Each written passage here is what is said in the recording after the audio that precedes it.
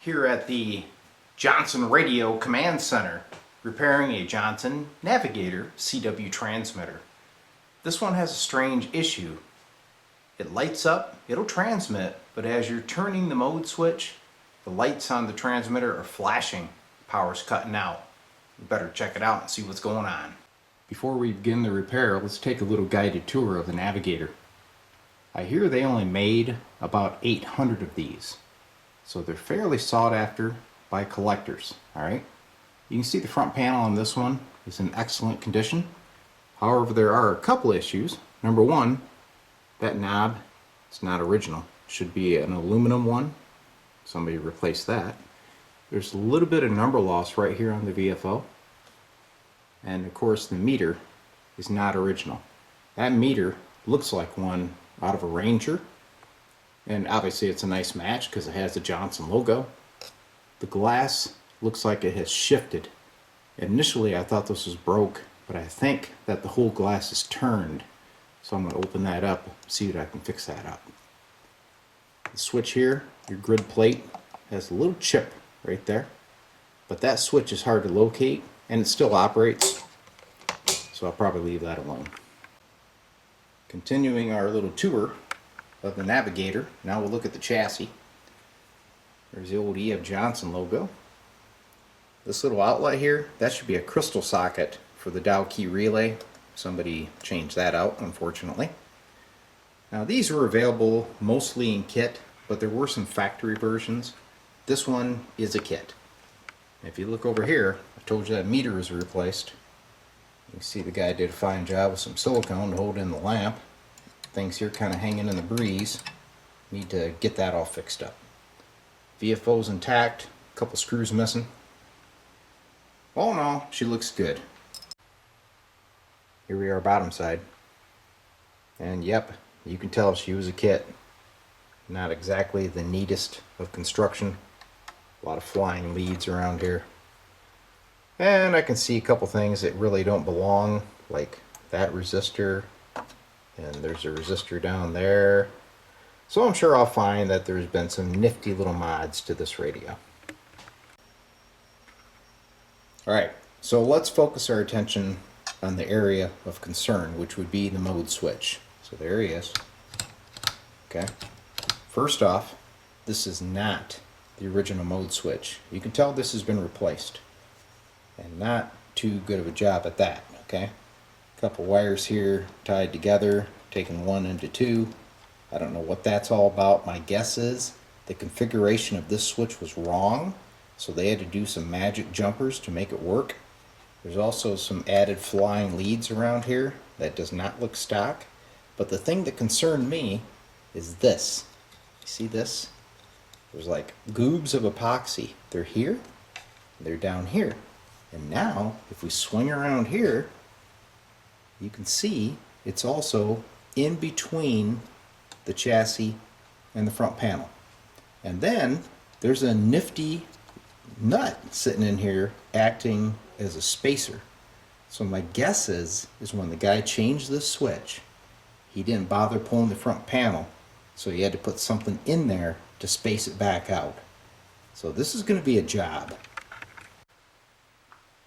Alright, well, it appears as though I have a heck of a challenge on my hands. Not only is this the improper switch, it's also an impossible to find switch if you're looking for the original. I wish I could get it, but I've checked and you're not going to find that switch. It's very rare. You hear stories of guys changing them out on Rangers. I'm guessing they're using something else that has the right switch configuration. So that's what I'm going to do with the Navigator. I've got this beautiful old stock Central Lab ceramic switch with silver contacts. It's got two wafers. So the front wafer has the right configuration for the power switching, and the rear one has the right configuration for your tune and operate modes. So this thing will go in there. I just got to get that one out. So I'm trying to focus in on the back of this function switch because I wanted to point out a few things.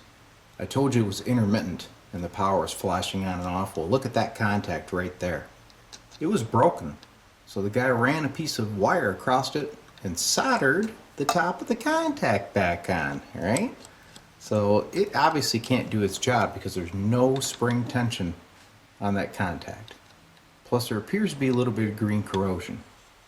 So this thing's been cobbled together big time. So getting into a radio and seeing this kind of work doesn't really surprise me much. And I'm sure most of you guys that work on vintage equipment, this is no surprise to you either, okay? This thing has a long history. It's been through many hands in the past. But when I see epoxy and I see this kind of cobbled up wiring, I only think of one guy and there he is. The cobbler. What the heck, D-Lab? Here you are, once again, working on a boat anchor. You see a problem, and you think so is me. Why it's gotta be me? You know what? I got family members, okay? Maybe they worked on it. And I'll tell you one thing, I don't use epoxy. I use hot melt glue and paper clips. I don't see no hot melt, and I see no paper clips. You know what I see, Kobbler? What? Somebody needs to leave, and that's you. Out!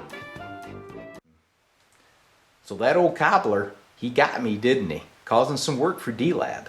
And in this case, it is quite a bit of work, because to change that switch, you got to pull this whole front panel off the Navigator, which means you got to take off this bezel and take the drive apart on the VFO, and you got to be very careful when you do that because you can damage it. All right. On top of that, of course, I got to get that epoxy out from between the chassis and the front panel, get things cleaned up, and get this super high quality Central Lab switch in there. And that may require a little bit of rearrangement. So let's take a peek under that chassis. Looking at what we're dealing with, here's the operate switch. And I'm looking at the switch clearance between the back of it and a terminal board that's down here. Behind that, you have a 6x4 tube. We obviously can't do anything about that. But I could easily move this terminal board, because if you look at our new switch, if he's sitting about there, kind of hard for me to show you that, he's going to hit that terminal board, but he'll easily clear the tube, okay? So what I'm going to have to do is take this terminal board loose, and I'm going to turn it and put it over here to allow me a nice large cavity for the new switch to mount in. Alright, so first, got to get all these knobs off. Then I'm going to remove the meter wiring. We'll get this bezel off and carefully remove the face. So as you can see, I've put the Navigator up on its rear, okay? I do that for a reason. When I remove these front panels, I want to bring it straight up. I don't want to have this thing sitting down looking at you and pull it off and put any pressure on this VFO shaft. Because behind that shaft, down in the VFO, is a phenolic insulator, okay? And if you put any side motion on it, you can break it. And if you do that, you're going to be really bummed out. Try finding that, alright? So here we go. Get him off of there. Came off rather well. Now you look here. Here's the epoxy. And here's that beautiful spacer nut. And you can see all this scratching. Like maybe he had a little tiny cat in there trying to get out. But in reality what he did is when he changed this switch in the past, he used a pair of maybe long nose pliers and was coming in from the side and scratchy, scratchy, scratchy, trying to tighten it up. So I'll clean this up, but unfortunately all this will become part of the history of this Navigator. So while I have this apart, I'll show you that little insulator. So here is the VFO little vernier assembly. Down there, in that hole, right there, is that phenolic piece, okay? Now there is a guy on eBay that sells replacements, but you're better off not to break it to begin with. So the switch is loose, now that I broke that epoxy. Since it's such a butcher job, I'm just going to cut this out of here.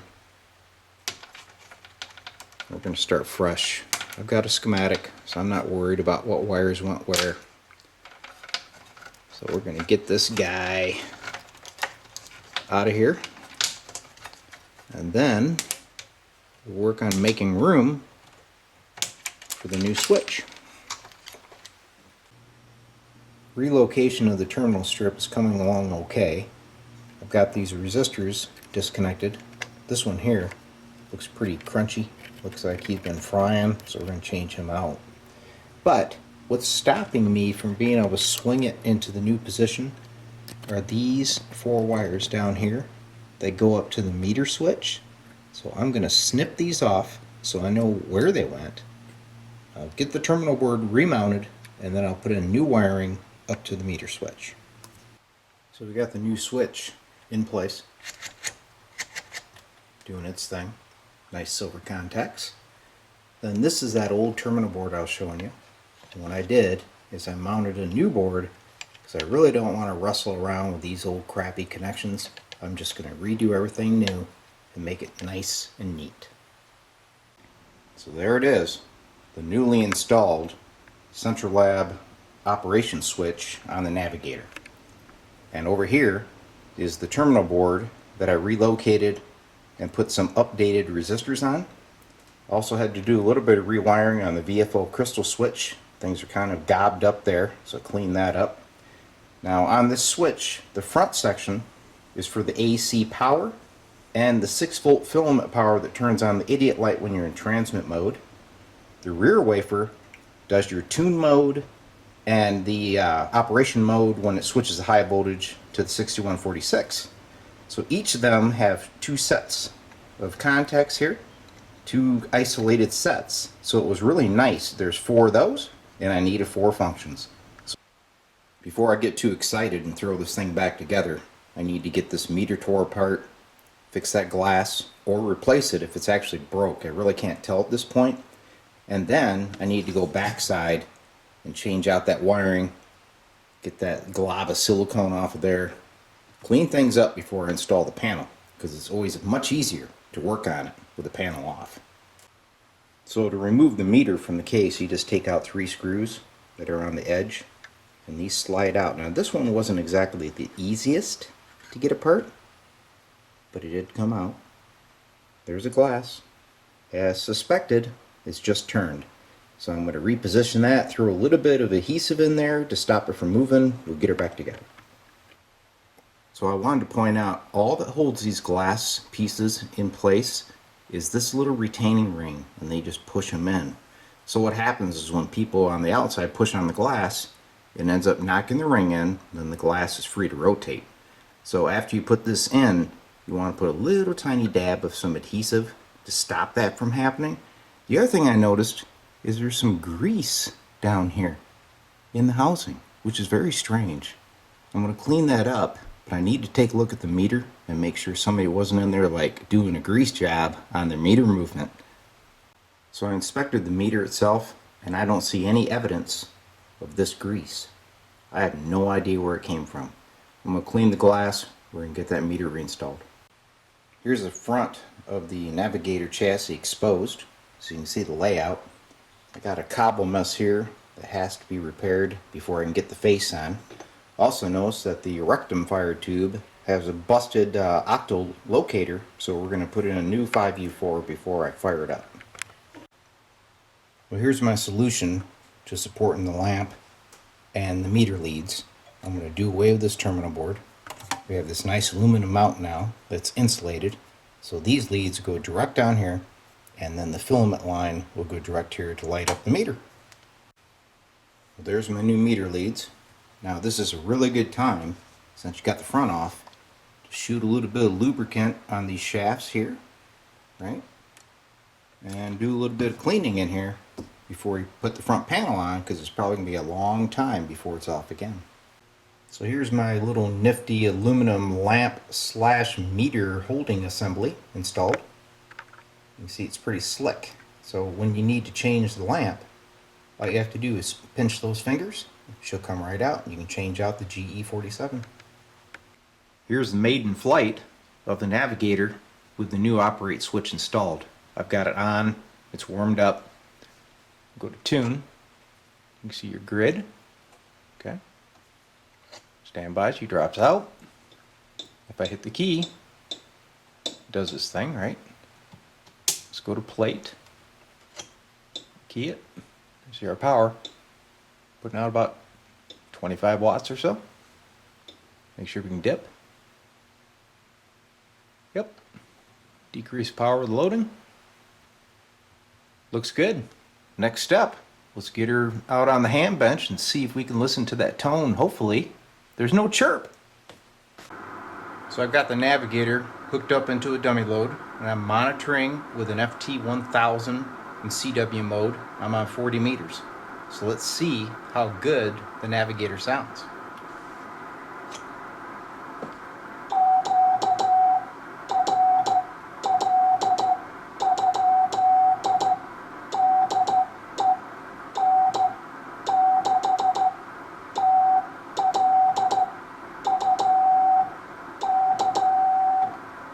Sounds great. I don't detect any chirp, and the frequency is rock solid. So it's a wrap. Now obviously I want to go through the Navigator and do a little more tweaking and take care of other bad connections and wiring issues that I spotted. But all in all, this thing's working great. So my word of advice is, if you're working on a classic radio like this and you have a major component failure, don't cobble it up, because the next guy is going to have to take care of it. Hope you enjoyed it.